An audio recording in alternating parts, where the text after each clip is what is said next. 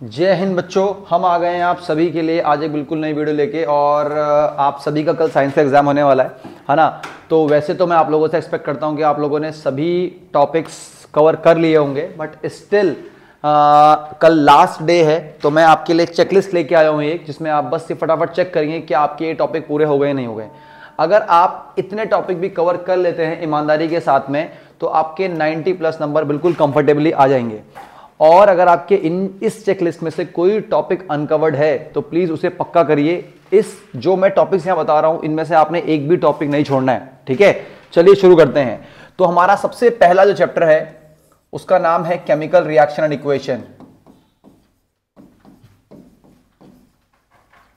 Chemical reaction and equation.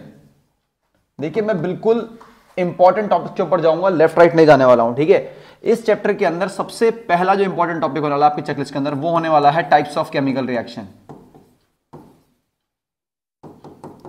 Types of chemical reaction, जैसे इसके अंदर सभी टाइप आएंगे आपके, combination, oxidation, reduction, decomposition, photochemical, सभी टाइप्स इसके अंदर कवर करने हैं। और रिएक्शन की डेफिनेशन के साथ साथ एग्जांपल्स पे भी स्पेशल फोकस रखना है।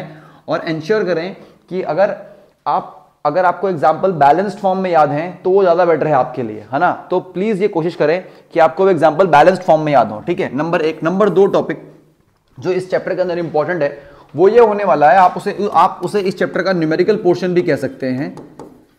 आपको एक रिएक्शन दे देगा और आपको उस रिएक्शन के अंदर फाइंड करना होगा substance oxidised, substance reduced, oxidising agent और रिड्यूसिंग एजेंट। तो इन चीजों को फाइंड करना ये भी इस चैप्टर की एक बहुत इंपॉर्टेंट टॉपिक में से एक है, जो मतलब श्योर है कि इसने तो आना ही आना है। तो इसको आप पक्का करके जाएंगे, ठीक है। ये तो खैर बच्चे सब लोग करते हैं, बट ये पक्का करके जाना है। उसके बाद थर्ड जो टॉपिक है इस चैप्टर का वो है कोरोजन। और इसका जो फोर्थ टॉपिक होने वाला है वो है रेंसिडिटी। ये सिर्फ और सिर्फ दोनों थ्योरेटिकल टॉपिक हैं, इसकी रिएक्शन पक्का पढ़ लेना, ठीक है। अब इसके अलावा क्या पढ़ना है? इसके अलावा आप लोगों ने इस चैप्टर के अंदर एक क्विक लाइम और स्लेक्ट लाइम वाला केस बहुत अच्छे से करके जाना है बेटा। क्विक लाइम में वाटर मिलाएंगे तो स्लेक्ट लाइम बनता है, ये वाला केस अच्छे से करके जाना है, ठीक है। Copper a shiny brown colour metal x becomes black on heating, cuprous oxide बनता है ब्लैक कलर का। तो इस तरह के एक्स और वाई वाले क्वेश्चंस भी यहां से आ सकते हैं। इन टॉपिक्स के साथ में एनसीईआरटी प्लीज पक्का करके जाएंगे, ठीक है। तो ये है इंपॉर्टेंट टॉपिक्स की लिस्ट चैप्टर नंबर 1 से।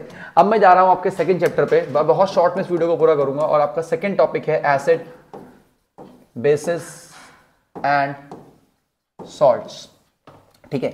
अब यहां से आपका सबसे पहला टॉपिक जो है वो तो है बेसिक डेफिनेशंस, ठीक है। ऐसे भाई आपको एसिड क्या होता है, आपको एसिड की डेफिनेशन आनी चाहिए और आपको बेस की डेफिनेशन भी आनी चाहिए, ठीक है।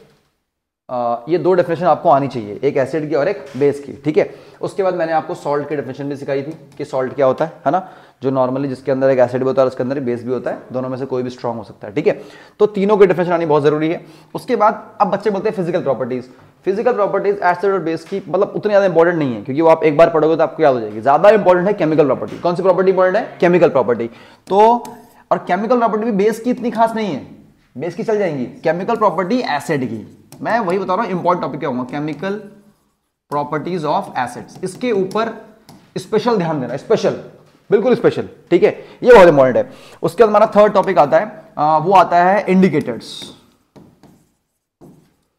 इंडिकेटर्स अगेन वेरी इंपॉर्टेंट, ठीक है। जैसे आप सबको पता है भाई, आपने कवर किया लिटमस पेपर, आपने कवर किया नहीं किया? हाँ भाई कवर किया। कैसे क्या शो करता है वो आप जानते हो। मिथाइल ऑरेंज कवर किया नहीं किया है? किया है। फिनोप्थिलिन किया नहीं किया? किया है। पीएच को किया नहीं किया? किया है। ऑल्फैक्टरी इंडिकेटर्स किया ही नहीं किया? स्मेल वाले। नेचुरल इंडिकेटर्स है ना, पिट्यूनिया लीव्स, टर्मरिक, मेरी बात समझ रहे हो? तो वो सब आपने कवर किए। सारे इंडिकेटर्स के अंदर सब कुछ आपको पता होना चाहिए, ये इंपॉर्टेंट चीजें हैं। फिर मैंने तो बहुत कुछ लिखा है, मैंने तो एसिड की कैटेगरीज भी लिखाई हैं, बट मैं उसको इंपॉर्टेंट मार्क नहीं कर रहा हूं। तो जो इंपॉर्टेंट है मैं उसको बता रहा हूं आपको। तो ये आपका एसिड वो बहुत इंपॉर्टेंट है, मैं जाऊंगा उस पर भी, वो चैप्टर का सेकंड हाफ है, मैं जाऊंगा उस पर। तो एक तो ये चीज आपने करनी ही करनी है, ठीक है। ये हो गई आपकी कितनी चीजें, ये आपके 3 टॉपिक हो गए, ठीक है। इसके अंदर अब इसी एसिड बेस सॉल्ट के अंदर आपका जो फोर्थ टॉपिक होने वाला है वो होने वाला है पूरा का पूरा पीएच।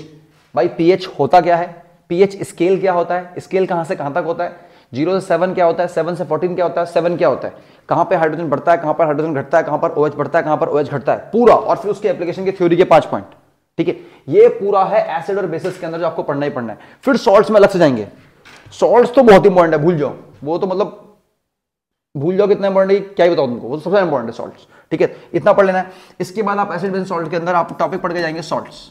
सॉल्ट्स में आपको पता ही है कि आप पढ़ के जाएंगे कॉस्टिक सोडा, और हर सॉल्ट के साथ आपको पढ़ना क्या है, उसका नाम, उसका फॉर्मूला, उसकी फॉर्मेशन, उसके यूजेस, ये 4 चीज पढ़ना है। जैसे पहला है caustic soda and sodium hydroxide इसको बोलते हैं, कैसे बनता है क्या सब पता है आपको, पूरी कहानी, ठीक है। उसके बाद आपका ब्लीचिंग पाउडर CaOCl2, उसके बाद आपका बेकिंग सोडा, उसके बाद आपका वॉशिंग सोडा, और उसके बाद आपका CaSO4.12H2O POP। बस ये 5 सॉल्ट जिसने पढ़ लिए, 1 2 3 4 5, ये 5 सॉल्ट से एक सवाल तय है, 100% तय है, ठीक है।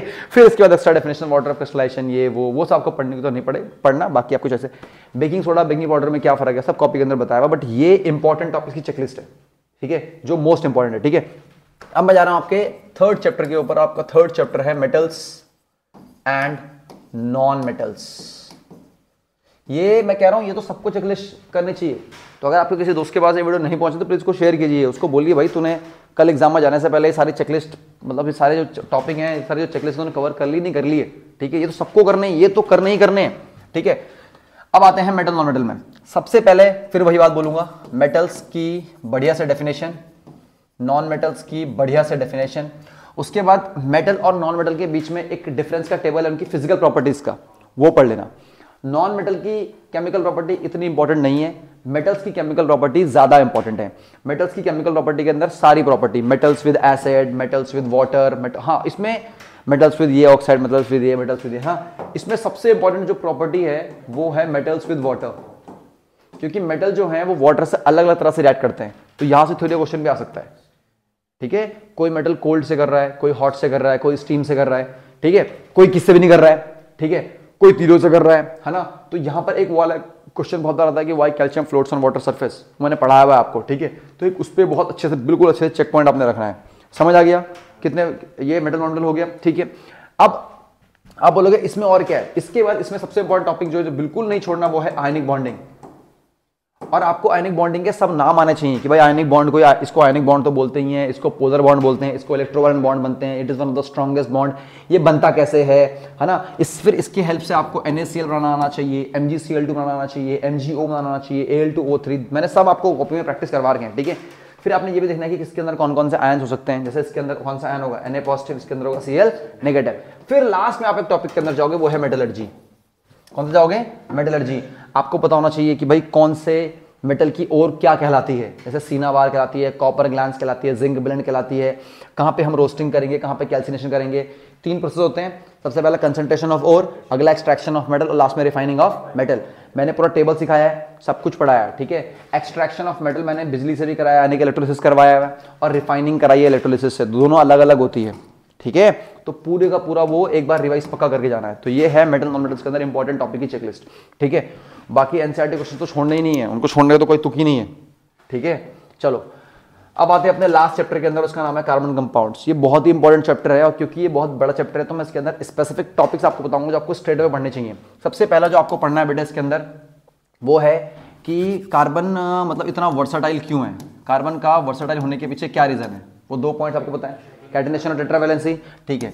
सेकंड आपने सीधा जंप करना है बेटा हाइड्रोकार्बन्स पे। किस पे करना है, हाइड्रोकार्बन्स पे, जहां आप पढ़ेंगे भाई ऑर्गेनिक कंपाउंड्स क्या होते हैं, उसके बाद एल्केन, एल्कीन, एल्काइन, ठीक है। और इसके साथ जुड़ते हुए आपने पढ़ लेना होमोलोगस सीरीज। क्या पढ़ लेना, होमोलोगस सीरीज, जिनमें CH2 का डिफरेंस होता है, ब्ला ब्ला ब्ला, पूरी कहानी, ठीक है। फिर जब आगे जाएंगे आपको इसके बाद आपको थर्ड टॉपिक आपको पढ़ना है फंक्शनल ग्रुप, क्योंकि बिना फंक्शनल ग्रुप के आप नेमिंग नहीं कर सकते, ठीक है। Alcohol, aldehyde, carboxylic acid, ketone और आपके हेलोजन्स, जितने भी आपके फंक्शनल ग्रुप है वो पढ़ लेने, ठीक है। उसके बाद आपने मूव करना है IUPAC नेमिंग में। बेटा मैं बता रहा हूँ 90, आप लोग बोलोगे भैया आपने सब टॉपिक बोल दिया, तो भाई मैं मार्क्स तो 90+ बोल रहा हूँ फिर, है ना, तो मैं टॉपिक्स तो बोलूंगा ही सारे के सारे, मैं बहुत रेयर टॉपिक छोड़ूंगा। IUPAC नेमिंग, ठीक है। IUPAC नेमिंग मैंने आपको एक एक पूरी चीज सिखा रखी है, लॉन्गेस्ट कार्बन चेन, नंबरिंग करनी है, कैसे करना है, सब कुछ सिखा रखा है ना। फिर किसके नाम पे क्या लगता है, ऑल, अल, सब, है ना। तो ये पूरा यहां से कवर करना है। जब इतना आप कवर कर लोगे, ये इस चैप्टर का एक हाफ है, जब इतना आप कवर कर लोगे, इस चैप्टर के सेकंड हाफ में आपको क्या करना है, C2H5OH, जानते हो उसको, CH3COOH, ये है आपका इथानॉल और ये है आपका इथानोइक एसिड। इसकी फिजिकल प्रॉपर्टीज तो आप एक बार पढ़ लोगे, दोनों की सारी केमिकल प्रॉपर्टी, सब रिएक्शंस, इसका कंबस्शन, इसका combustion, reaction metal, reaction metal, reaction with this, reaction with this, इसका डिहाइड्रेशन है ना, पता है ना, डिहाइड्रेशन, ऑक्सीडेशन सब करना है, जितनी रिएक्शन इसकी है और जितनी इसकी है। इसकी तो खैर आसान है आपके लिए क्योंकि ये एक एसिड है, तो ये आपने एसिड केमिकल प्रॉपर्टी में पढ़ रखा है, तो ये आप वहां से भी कवर कर लोगे, ठीक है। बस जब ये लास्ट में कर लोगे, इसके बाद एक लास्ट में आता है एस्टेरिफिकेशन रिएक्शन, स्पॉनिफिकेशन रिएक्शन और क्लींजिंग एक्शन ऑफ सोप। बस इतना करके ये आपका कार्बन कंपाउंड्स फिनिश हो जाएगा। क्लींजिंग एक्शन ऑफ सोप के अंदर कैसे डिफाइन करना है मैंने आपको सिखा रखा है प्रॉपर। पहले सोप के बारे में बताओ अच्छे से कि भाई सोप का क्या हिसाब किताब है, दो एंड है, ये है वो है, कौन सा एंड किसमें सॉल्युबल है, क्या होता है क्या नहीं होता है, फिर पानी के अंदर कैसे जाता है और फिर कैसे काम करता है, वो पूरा का पूरा मिसल फॉर्मेशन बेसिकली आपको यहाँ पर एक्सप्लेन करनी है। फिर एक टॉपिक बहुत बार आता है स्कम फॉर्मेशन, फोम फॉर्मेशन और वो सोप और डिटर्जेंट्स के बारे में सबको आपको मैंने कहानी बता रखी है, बट मैं बात कर रहा हूँ इंपॉर्टेंट टॉपिक्स की चेकलिस्ट की, ठीक है। मैं बहुत छोटे छोटे क्वेश्चंस और टॉपिक्स को नहीं पिच आउट कर रहा हूँ, मैं यहाँ पर जो मेजर टॉपिक्स हैं जिनको आपको पढ़ के जाना ही चाहिए, मैं यहाँ पर उनको पिच आउट कर रहा हूँ, ठीक है। चलिए अब मूव करते हैं आगे, और अब हम आ गए आपके लाइफ प्रोसेस के अंदर। किसके अंदर आ गए हैं? लाइफ प्रोसेस के अंदर। देखिए बायो के अंदर ना मुझे पता है कि कंटेंट बहुत ज़्यादा है और आपके रटने के लिए बहुत ज़्यादा है, इसलिए मैं बहुत स्पेसिफिक टॉपिक बोलूँगा, ठीक है, जो आपको 10 में से 9 नंबर, 10 में से 8 नंबर, जितने का भी आपका बायो है उसमें आपको 90% नंबर आराम से देके चला जाएगा, ठीक है, ठीक है। सबसे पहला इस लाइफ प्रोसेस के अंदर बेटा आपने पढ़ना है वो है रेस्पिरेशन। सबसे पहला रेस्पिरेशन में एरोबिक भी और एनारोबिक भी, दोनों की पूरी रिएक्शंस। जैसे एरोबिक तो सिंपल हो गया, एनारोबिक फिर दो होता है, एक प्लांट में होता है और एक ह्यूमन मसल्स में होता है, पूरा मतलब पूरी cycle 6 molecule glucose breaks down into pyruvate, then pyruvate this पूरी रिएक्शंस के साथ, ठीक है, ये हो गया। उसके बाद सेकंड आप जाएंगे वो है न्यूट्रिशन। न्यूट्रिशन में एक बार रीडिंग मार लेंगे अच्छे से। न्यूट्रिशन के अंदर वो टेबल बहुत अच्छे से पढ़ के जाना, फैट्स, ये कौन सा एंजाइम इस पे काम करता है, इसको क्या बनाता है ना, पेप्सिन, ट्रेप्सिन, फेप्सिन, वो सब कुछ पूरा अच्छे से पढ़ के जाना। इसके अंदर एक बहुत इंपॉर्टेंट टेबल है, वो पक्का पढ़ के जाना। बाकी ह्यूमन बॉडी एक बार पूरा पढ़ लेना, ईसोफेगस, फीसोफेगस कहाँ से मूवमेंट होता है, कैसा पेरिस्टाल्टिक मूवमेंट, ये वो। फिर स्मॉल इंटेस्टाइन में मेजरली डाइजेशन होता है, फिर लार्ज में क्या होता है, फिर एनल स्पिंसर मसल, वो सारी कहानी एक बार आप रीडिंग मारना इसके, ठीक है। ये जब कर लोगे तो ज़्यादा इंपॉर्टेंट वैसे रेस्पिरेशन है। उसके बाद आता है सबसे इंपॉर्टेंट टॉपिक और वो है इसका सर्कुलेटरी सिस्टम। अब सर्कुलेटरी में काफी सारे लोग बोलेंगे भैया लिम्फैटिक, नो डाउट लिम्फैटिक देखिए कोर्स में है तो पढ़ना तो एक बार है क्योंकि अब तक आप इतनी बार पढ़ चुका है। मैं कह रहा हूँ लास्ट डे इंपॉर्टेंट टॉपिक की चेकलिस्ट दे रहा हूँ आपको, तो इसके अंदर सबसे ज्यादा इंपॉर्टेंट है वो है ब्लड सर्कुलेटरी सिस्टम। कौन सा है बेटा? Blood circulatory system. ब्लड के अंदर भी आपने अच्छे तरह से पूरे ब्लड को पढ़ना है। भाई ब्लड के 4 पार्ट्स होते हैं, प्लेटलेट्स, डब्ल्यूबीसीज, आरबीसीज, प्लाज्मा, जो भी है पूरा पढ़ लेना है अच्छे से। उसके बाद आपने पढ़ना है ब्लड वेसल्स को, आर्टरीज को पढ़ना है, वेन्स को पढ़ना है, आपने ब्लड कैपिलरीज को पढ़ना है। डिटेल में सब कुछ नोट्स के अंदर है, ठीक है, सब कुछ आपको बहुत बार पढ़ाया हुआ है। और लास्ट टॉपिक है वो है सबसे इंपॉर्टेंट, वो है हार्ट। क्या है? हार्ट का क्रॉस सेक्शनल व्यू एग्जाम में आने के चांस थोड़े से कम है, ज्यादा चांस है वो है एक तो हार्ट का पूरा structure, apex of heart is tilted towards left, auricles, ventricles, left right, auricle, ventricle, aperture, सब पढ़ाया मैंने आपको, है ना। सबसे जो इसका इंपॉर्टेंट टॉपिक है वो है डबल सर्कुलेशन। डबल सर्कुलेशन, क्योंकि बेटा इस डबल सर्कुलेशन को ही बोलते हैं फंक्शन ऑफ हार्ट। क्या बोलते हैं इसे? Function of heart. यही इंपॉर्टेंट चीज है, कैसे आ रहा है, कैसे जा रहा है, क्यों से डबल सर्कुलेशन बोलते हैं, पूरी कहानी वो इस तरह का टेबल मैंने आपको सिखाया ना बेटा, वो पूरा यहां बनेगा, ठीक है, पूरा यहां बनेगा, इस पे पूरी कार्रवाई यहां पे करनी है, ठीक है। ये है इस चैप्टर का सबसे इंपॉर्टेंट टॉपिक। उसके बाद इसका अगला इंपॉर्टेंट टॉपिक है वो है नेफ्रॉन। क्या है? नेफ्रॉन। जैसे structural functional of kidney, nephron, formation of urine, पूरा का पूरा नेफ्रॉन पढ़ के जाना है, कंप्लीट नेफ्रॉन। नेफ्रॉन में कुछ भी नहीं छोड़ेंगे। और नेफ्रॉन के साथ में आप पढ़ सकते हैं डायलिसिस। क्या पढ़ सकते हैं? डायलिसिस, यानी कि आर्टिफिशियल किडनी, जिसमें एनसीईआरटी में इंसान लेटा हुआ, सब पढ़ाया हुआ आपको, ठीक है, वाला टॉपिक इंपॉर्टेंट है। उसके बाद अब आते हैं प्लांट्स के ऊपर। प्लांट्स के यहाँ 2 ही टॉपिक हैं, एक है ट्रांसपोर्टेशन ऑफ वाटर और एक है ट्रांसपोर्टेशन ऑफ फूड। दोनों को पढ़ के जाना, एक को बोलते हैं ट्रांसपीरेशन और एक को बोलते हैं ट्रांसलोकेशन। कंफ्यूज नहीं होना, एक के लिए जाइलम पॉइंट है और एक के लिए फ्लोएम पॉइंट है, ठीक है। बाकी छुटपुट जो सवाल है वो तो आते ही रहते हैं कि टेरेस्ट्रियल ऑर्गेनिज्म के मुकाबले जो एक्वेटिक एनिमल्स हैं वो ज़्यादा तेज सांस क्यों लेते हैं, वो सब रेजिडुअल वॉल्यूम क्या होती है, वो सब सवाल तो कॉपी के अंदर है ही हैं, उसमें तो हम कुछ नहीं कर सकते हैं। बट जो मेजर टॉपिक्स हैं वो ये हैं इसके, ठीक है। तो मैं उम्मीद कर रहा हूँ कि इस 14 मिनट की वीडियो के अंदर हमने जो 5 चैप्टर्स के इंपॉर्टेंट आपको बताएं, आपको समझ आ गए होंगे। अब हम मूव कर रहे हैं आपके चैप्टर नंबर 6 पे और उसका नाम है कंट्रोल एंड कोऑर्डिनेशन। अब इसके अंदर बड़ी फिक्स चीजें हैं। सबसे पहले मान लो इसको हम 2 पार्ट में ब्रेक करते हैं। हमने पहला पार्ट ब्रेक कर दिया प्लांट और दूसरा पार्ट ब्रेक करेंगे ह्यूमंस, ठीक है। प्लांट के अंदर सबसे पहले आपने इसके अंदर पढ़ना है सारे के सारे प्लांट हार्मोन्स पढ़ लेने, oxygen gibberellin, cytokinin, abscisic acid, कौन से प्रोमोटर हैं, कौन से वो हैं, कौन फॉलिंग ऑफ लीव्स के लिए रिस्पॉन्सिबल है, कौन इसके लिए, कौन उसके लिए, सारी कहानी पूरी पढ़ लेनी है हार्मोन्स की। और आपको इसके अंदर पढ़ना है प्लांट्स मूवमेंट। बस ये 2 टॉपिक प्लांट्स के अंदर पढ़नी है, प्लांट्स हार्मोन और प्लांट्स मूवमेंट। मूवमेंट में 2 टाइप का मूवमेंट आएगा आपका, एक आपका आएगा ट्रॉपिक मूवमेंट आएगा, नेस्टिक मूवमेंट। ट्रॉपिक फिर आपका दोबारा से 4 टाइप का आएगा, है ना, फोटोट्रॉपिज्म, हाइड्रोट्रॉपिज्म, जियोट्रॉपिज्म और कीमोट्रॉपिज्म। पॉजिटिव नेगेटिव सब कुछ मैंने आपको समझा रखा है, वो प्रॉपर्ली पढ़ना है। इसमें एक और ट्रॉपिक, एक और मूवमेंट है, वो है थिग्मोट्रॉपिज्म, टच वाला, है ना, वो पक्का एक बार रिवाइज करके जाना, ठीक है। ये है सिर्फ और सिर्फ प्लांट्स की कहानी। एनिमल्स में जब आएंगे तो बहुत अच्छे से आपने हार्मोन्स को पढ़ना है, हार्मोन्स की कैरेक्टरिस्टिक्स, हार्मोन्स के फंक्शंस, पहली चीज तो ये पढ़ लेनी है। दूसरी जो हमने एनिमल्स के अंदर सबसे जो इंपॉर्टेंट तरीके से पढ़ना है वो पढ़ना है न्यूरॉन। ये है ह्यूमन ब्रेन की स्ट्रक्चरल फंक्शनल, न्यूरॉन कैसे ट्रांसमिट होता है, दो न्यूरॉन्स के बीच में सिग्नल कैसे ट्रांसमिट होता है, पूरा का पूरा पढ़ना है न्यूरॉन को बहुत अच्छे से, समझ आ गया। इसके बाद पढ़ लेंगे स्पाइनल कॉर्ड, सारे नर्व्स को पढ़ लेंगे, motor nerve, sensory nerve, visceral nerve, cranial nerve, सब कॉपी के अंदर हैं। एक बार नर्व्स रिवाइज कर लेंगे, ठीक है। उसके बाद जब आप आगे मूव करेंगे यहाँ से तो आपको रिफ्लेक्स एक्शन, रिफ्लेक्स आर्क वो पढ़ लेना। और अब आप बोलोगे भैया हार्मोन्स और ग्लैंड का क्या? हार्मोन्स और ग्लैंड को अलग अलग पढ़ने के लिए मत जाओ, इसका पूरा का पूरा एक टेबल होता है जो नोट्स के अंदर है, वो पूरा टेबल ऐसा पढ़ लीजिए कि कौन सा ग्लैंड कौन सा हार्मोन सिक्रेट करता है और कौन सा हार्मोन क्या करता है, ठीक है। आपको सब कुछ बताना चाहिए, जैसे इंसुलिन, ये सब कुछ पढ़ा रखा मैंने, एड्रेनालिन सब कुछ मैंने पढ़ा रखा है आपको, ठीक है। पिट्यूटरी सब पढ़ा रखा है, क्योंकि आप एक एक करके पढ़ने जाओगे तो आपका बहुत ज़्यादा टाइम वेस्ट होगा। टेबल के साथ जाओ, ठीक है। अब आते हैं, मूव करते हैं अपने अगले चैप्टर पे, वो है हमारा 7 चैप्टर, उसका नाम है रिप्रोडक्शन।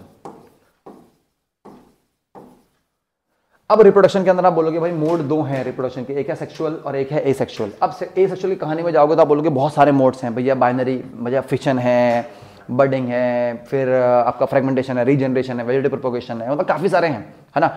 तो मैं आपको पढ़ने खैर सारे ही हैं, बहुत आपने पढ़े ही होंगे, बट मैं बता रहा हूँ इंपॉर्टेंट टॉपिक्स। तो इंपॉर्टेंट टॉपिक जो एक है बेटा वो है, सबसे पहला है टिश्यू कल्चर। क्या है? टिश्यू कल्चर, पूरा का पूरा टिश्यू कल्चर बहुत इंपॉर्टेंट है, इसके एडवांटेज और इसके डिसएडवांटेज। उसके बाद अगला इंपॉर्टेंट है वो है वेजिटेटिव प्रोपगेशन। वेजिटेटिव प्रोपगेशन भी बहुत इंपॉर्टेंट है, उसके बाद इसके एडवांटेजेस और इसके डिसएडवांटेजेस। तो इसके अंदर 2 पढ़ने हैं, इंपॉर्टेंट भूलना नहीं है, टिश्यू कल्चर और vegetative propagation.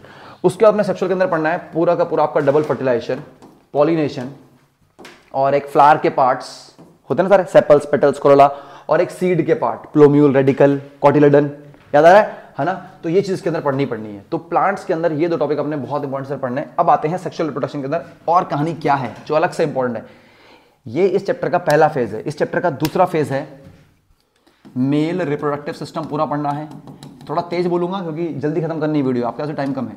Male reproductive system पढ़ना है पूरा का पूरा, फीमेल रिप्रोडक्टिव सिस्टम पूरा का पूरा पढ़ना है, भूलना बिल्कुल भी नहीं है, ठीक है। उसके बाद कॉन्ट्रासेप्शन पढ़ लेना अच्छे से बेटा, कॉन्ट्रासेप्शन सब बता रखा मैंने आपको, ओरल मेथड, सर्जिकल मेथड बताया था ना, है ना, IUCD, बैरर मेथड सब बता रखा था, ये बहुत इंपॉर्टेंट है। उसके बाद मीनोआर्क, मेनोपॉज में डिफरेंस, बस यही है इस चैप्टर के अंदर बेसिक्स। बाकी एक बार STDs पक्का पढ़ लेना, सेक्सुअल ट्रांसमिटेड डिजीज। अब आते हैं आपके चैप्टर नंबर 8 पे जो है हेरिडिटी। ये बिल्कुल बच्चों वाला चैप्टर है, इसमें कुछ खास बचा नहीं है।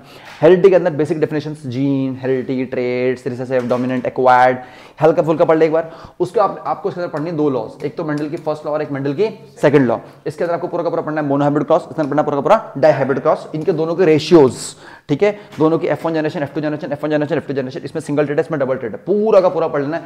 और एक सवाल इसमें लेके चलना है, why Mendel choose P plant, वो कर लेना है। और लास्ट में एक टॉपिक कर लेना, वो है सेक्स डिटर्मिनेशन। इतना अगर आप कर लोगे तो आपका हेरिडिटी मुझे लगता है 90% तक पूरा हो जाएगा। मेजर टॉपिक्स यही है हेरिडिटी के, बाकी आने को तो खैर एक आध नंबर में सवाल कहीं से भी आ सकता है, ठीक है। मैंने आपको इतना कुछ पढ़ा है, हम लोगों ने पूरे साल कुछ ना कुछ, ऐसा तो है नहीं कि हमने पूरे साल क्लास ली तो हमने सिर्फ इतना ही पढ़ा होगा, पढ़ा हमने बहुत कुछ है, ठीक है। बट ये है बिल्कुल लास्ट टाइम के लिए चेकलिस्ट, ठीक है। चलिए अब मूव करते हैं हमारे चैप्टर नंबर 9 के अंदर। 9 चैप्टर कौन सा है? हेरिडिटी का कौन सा? लाइट है क्या पहले? हाँ लाइट। तो हम मूव करते हैं पहले अपने चैप्टर के लाइट के ऊपर। अब लाइट पे मैंने आपको सारी कहानी बता रखी है। राइट में सबसे इंपॉर्टेंट टॉपिक्स जो होता है बेटा वो है रे डायग्राम। कर ले रे डायग्राम सबके, concave mirror, convex mirror, concave lens, convex lens, सारे के सारे रे डायग्राम बहुत इंपॉर्टेंट है, ठीक है। इससे ही न्यूमेरिकल लगता है। उसके बाद एक होता है 1/f = 1/v + 1/u, ये होता है mirror formula. 1/f = 1/v - 1/u, ये होता है लेंस फॉर्मूला। मैग्नीफिकेशन का फॉर्मूला यहाँ होता है -v/u, यहाँ होता है v/u। उसके बाद मैंने आपको बताया इसमें साइन कन्वेंशंस बहुत इंपॉर्टेंट है। इसके बाद इसके न्यूमेरिकल लगा लेना और लॉस पढ़ लेना, रिफ्लेक्शन की दोनों लॉ और रिफ्रैक्शन की दोनों लॉ, स्पेशली स्नेल्स लॉ को पढ़ लेना। फिर से रिवाइज कर रहा हूँ, रे diagram, numerical, law of reflection, law of refraction, lateral displacement, ये 5 टॉपिक इसके अंदर बहुत इंपॉर्टेंट है। उसके बाद लास्ट में करना power of lens, power of lens, वो P = 1/f होता है। और एक टॉपिक होता है रिफ्रैक्टिव इंडेक्स, ये पक्का पढ़ के जाना। ये 5 टॉपिक कर लोगे तो चैप्टर आपका हो जाएगा, ठीक है। मेजरली तो ऑलमोस्ट इसके अंदर सभी करना है आपको, मेरे को आपकी बहुत तगड़ी प्रैक्टिस हो रही है, ठीक है। अब बात करते हैं आपका चैप्टर नंबर 10 की, वो है ह्यूमन आई। आप सभी को पता है ह्यूमन आई का सबसे इंपॉर्टेंट क्या है, एक तो पूरा का पूरा आई का स्ट्रक्चर सब पढ़ा रखा है, कॉर्निया क्या होता है, ये क्या होता है, वो क्या होता है, एवरीथिंग, ठीक है। तो ये डायग्राम करोगे, स्ट्रक्चर पढ़ के जाओगे। उसके बाद सेकंड टॉपिक आपका इंपॉर्टेंट वो है डिफेक्ट्स। क्या है? डिफेक्ट्स। डिफेक्ट्स में दो डिफेक्ट्स बहुत इंपॉर्टेंट है, वो है मायोपिया और हाइपरमेट्रोपिया। इनके दो अलग अलग नाम। ये इनमें होता क्या है, ये कैसे होते हैं, इनमें इमेज कहाँ बनती है, सही कैसे करते हैं, पूरी की पूरी कहानी। उसके बाद बाकी डिफेक्ट्स छोटे हैं, हाइपरमेट्रोपिया और मायोपिया बड़े हैं, बाकी डिफेक्ट्स छोटे हैं। बाकी डिफेक्ट्स कैसे हैं, जैसे आपके प्रेसबायोपिया, एस्टिग्मैटिज्म, कैटरैक्टल ब्लाइंडनेस, वो छोटे हैं, वो आप आराम से कर लोगे। ये दो डिफेक्ट मेन है, ठीक है। जब ये दो डिफेक्ट कर लोगे, इसके बाद इनके ऊपर बेस आते हैं न्यूमेरिकल। दो ही न्यूमेरिकल है बस एनसीईआरटी के अंदर, वही दो न्यूमेरिकल कॉपी के अंदर है, सिर्फ वही न्यूमेरिकल करने, एक है मायोपिया के ऊपर, एक है हाइपरमेट्रोपिया के ऊपर। दोनों में कैसे कैसे करते हो मैंने आपको सब समझा रखा है, ठीक है। अब मूव करते हैं आगे, ठीक है। थोड़ा तेज लग रहा हूँ, ऐसा लग रहा होगा आपको जो वीडियो है 1.25 1.5 पे चल रही है, बट ऐसा ही चलेगा क्योंकि जल्दी खत्म करनी है, ठीक है। अब इस चैप्टर के अंदर जो इसका अगला टॉपिक है बिल्कुल लास्ट, एक तो है आई वाला, एक है प्रिज्म वाला। बेटा ये बहुत इंपॉर्टेंट है। प्रिज्म में एक व्हाइट लाइट आती है और 7 कलर में ब्रेक होती है। भैया ने आपको सब सिखा रखा है, विबग्योर पूरा प्रिज्म पढ़ा रखा है, ऑर्डर दिखा रखा है, कौन सबसे ज्यादा बेंडिंग होती है, किसको सबसे ज्यादा टाइम लग रहा है, किसको ज्यादा स्पीड लग रही है, पूरी डिटेल में पढ़ा रखी है, ठीक है। तो एक ये आपने पूरा का पूरा प्रिज्म करना है। बाकी यहाँ से कुछ थ्योरी वाले क्वेश्चन है, why the colour of sky appears this, why some sky appears this, why this, तो कुछ इसके साथ बाकी थ्योरी वाले क्वेश्चन। तो इसमें बस 3-4 टॉपिक की पॉइंट हो गया आपके, मैं बता रहा हूँ। जैसे एक तो आपका हो गया ये, एक हो गया आपका आई, एक हो गया डिफेक्ट्स, ठीक है, एक हो गया आपका प्रिज्म, और एक हो गया वो न्यूमेरिकल 2, और बाकी आपके थ्योरी वाले क्वेश्चंस। तो ये 5-6 टॉपिक हैं जो आपने यहाँ से निपटाने हैं, ठीक है। चलिए अब मूव करते हैं आगे। उसके हम लोग आगे मूव करते हैं, हमारा अगला चैप्टर है 11 चैप्टर। कौन सा भाई? हाँ, इलेक्ट्रिसिटी। अब बोलने को तो बहुत लंबा चैप्टर है, अब इसमें बेवकूफी की तरह चार्ज, करंट वो पढ़ने में बैठना, सीधा जंप मारना। इलेक्ट्रिक डेफिनेशन तो आपको आती होंगी, सीधा जंप मारना ओम्स लॉ के ऊपर, सीधा ओम्स लॉ के ऊपर direct. V is equals to IR, Ohm's law का पूरा ग्राफ, ओम्स लॉ का पूरा रिलेशन, ओम्स लॉ के ऊपर बढ़िया से न्यूमेरिकल। उसके बाद आप पढ़ोगे अच्छे से रेजिस्टेंस को। किसे पढ़ोगे? रेजिस्टेंस को। R is equals to rho L by A, पूरा का पूरा बढ़िया से पढ़ के जाना, रेजिस्टेंस किस किस फैक्टर के ऊपर डिपेंड करती है।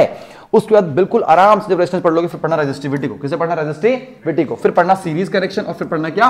पैरेलल। चल एक आध न्यूमेरिकल लगाना, बढ़िया बढ़िया काम चल जाएगा। उसके बाद advantage of parallel connection over series connection सब लिखा रखा है भैया ने, इसमें ये क्या होता है, इसमें क्या होता है, ठीक है। उसके बाद आगे मूव करोगे तो ये फॉर्मूला सुना होगा, H equals to I square RT, इसे बोलते हैं जूल्स लॉ ऑफ हीटिंग। इसको बहुत अच्छे से पढ़ के जाना, पावर का रिलेशन पढ़ के जाना, और एनर्जी वाला पढ़ के जाना, power into time, H equals to I square RT, energy के जो काफी न्यूमेरिकल्स हैं वो करके जाना, ठीक है।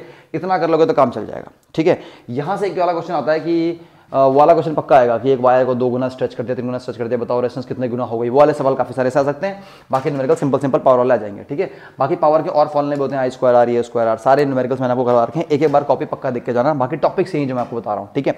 उसका हम लोग मूव करते हैं अपने अगले चैप्टर के ऊपर, वो हमारा 12th चैप्टर, वो है हमारा मैग्नेटिक इफेक्ट्स ऑफ करंट। हाँ, अब आप बोलोगे इसके अंदर क्या? इसके अंदर सबसे पहली चीज आपने पढ़ना है बेटे मैग्नेटिक फील्ड की प्रॉपर्टी को, अच्छे से पढ़ना है मैग्नेटिक फील्ड को। उसके बाद पढ़ना है मैग्नेटिक फील्ड लाइंस की सारी प्रॉपर्टीज को, जितनी प्रॉपर्टीज हैं, two cannot intersect each other, tangent draw कर देते हैं, नॉर्थ से साउथ आती है, अंदर साउथ से नॉर्थ आती है, क्लोज मतलब स्ट्रांग है, फार अवे है तो इसका मतलब वीक है, सब कुछ पूरी कहानी जो मैंने आपको पढ़ाई है सारी की सारी, ठीक है। वो जब ये कर लोगे तब जाना है आपने स्ट्रेट करंट कैरिंग कंडक्टर पे, और फिर जाना है सर्कुलर करंट कैरिंग कंडक्टर पे, और फिर जाना है आपने किस पे बेटा? सोलेनोइड पे। ये 3 बड़े इंपॉर्टेंट टॉपिक हैं, straight current carrying conductor, circular और सोलेनोइड। इनसे कैसी फील्ड पैदा होती है और किस किस फैक्टर पे डिपेंड करती है, मैंने आपको ये पढ़ाया था, है ना। किस किस फैक्टर से आप बढ़ा सकते हो, बी प्रोपोर्शनल टू आई, वो सारे फैक्टर्स भी पढ़ के जाने, इन सबके फैक्टर्स भी पढ़ के जाने। ये हो गया। उसके आते हैं रूल। 2 ही रूल आपके कोर्स में बेटा। पहला है राइट हैंड थंब रूल। कौन सा रूल है? राइट हैंड, जल्दी बोलो यार, राइट हैंड थंब रूल। और फ्लेमिंग का कौन सा रूल है? लेफ्ट की राइट? लेफ्ट। हाँ, तो फ्लेमिंग लेफ्ट हैंड रूल सब पता है। इससे अगर आपको करंट दिया होगा, फील्ड निकाल सकते हो, या फील्ड से करंट निकाल सकते हो। इससे आप आप फोर्स डायरेक्शन निकाल सकते हो जब आपको मैग्नेटिक फील्ड और क्या दिया हो? करंट, ठीक है। तो ये बाकी एक फ्लेमिंग राइट हैंड रूल भी होता है, वो आपको देखने की जरूरत नहीं है। बाकी इसके अंदर और एक्स्ट्रा में क्या पढ़ सकते हो आप? हाँ, डोमेस्टिक सर्किट पढ़ सकते हो, AC DC का डिफरेंस पढ़ सकते हो, मैंने क्या पढ़ाया। और वो सेफ करंट वाला क्वेश्चन मैंने एक बार कराया था, सेफ करंट निकालने वाला कि सर्किट जलेगा या नहीं जलेगा। तो आप सेफेस्ट करंट निकालो, अगर वो फ्यूज की रेटिंग से ज्यादा है तो जल जाएगा, और फ्यूज की रेटिंग से कम है तो सर्किट बच जाएगा। वो वाला क्वेश्चन एक बार कर लेना। बाकी इसमें डायरेक्शन के क्वेश्चन पक्का आएंगे फ्लेमिंग राइट हैंड रूल, मैंने बहुत सारे करवाए हैं आपको, ऐसे वाले वो क्वेश्चन पक्का कर जाना। अब लास्ट में आते हैं इन्वायरमेंट के ऊपर। अब इन्वायरमेंट की कहानी मैं क्या ही बताऊं आपको। इन्वायरमेंट में आपका सबसे पहला टॉपिक मैं बोलूंगा बेटा, वो है ओजोन। अब ओजोन के बारे में सब कुछ, ओजोन क्या होता है, कैसे बनता है, ठीक है, कहाँ पे होता है, इससे हमें क्या फायदा होता है, क्या क्या कैसे हमको सन की रेडिएशन से बचाता है। उसके बाद ओजोन का डिप्लीशन हो रहा है तो वो उससे क्या हार्मफुल इफेक्ट्स हो सकते हैं, ओजोन के डिप्लीशन से कैसे बच सकते हैं, पूरी कहानी ओजोन की, ठीक है। दूसरा आपका टॉपिक है बेटा, इसके अंदर है फूड चेन, और एक आपका फूड वेब। ज्यादा इंपॉर्टेंट है फूड चेन, और इसके अंदर एक लॉ आती है वो है 10% लॉ, पढ़ लिया, ठीक है।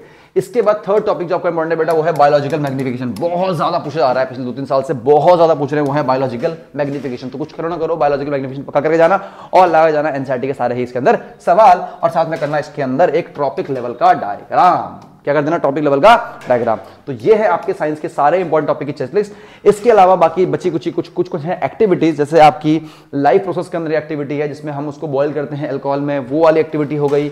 और एक लाइट में एक्टिविटी थी हाइपोटोनिक सॉल्यूशन वाली, एक वो वाली हो गई। और कुछ जगहों पे वो हम कुछ सीड्स वगैरह डालते हैं कार्बन डाइऑक्साइड को एब्जॉर्ब करने के लिए, एक आदि वो हो गई। और कुछ बेसिक एक्टिविटीज हैं वो आप एनसीईआरटी में देखेंगे। बाकी मेजर टॉपिक्स यही हैं, है ना।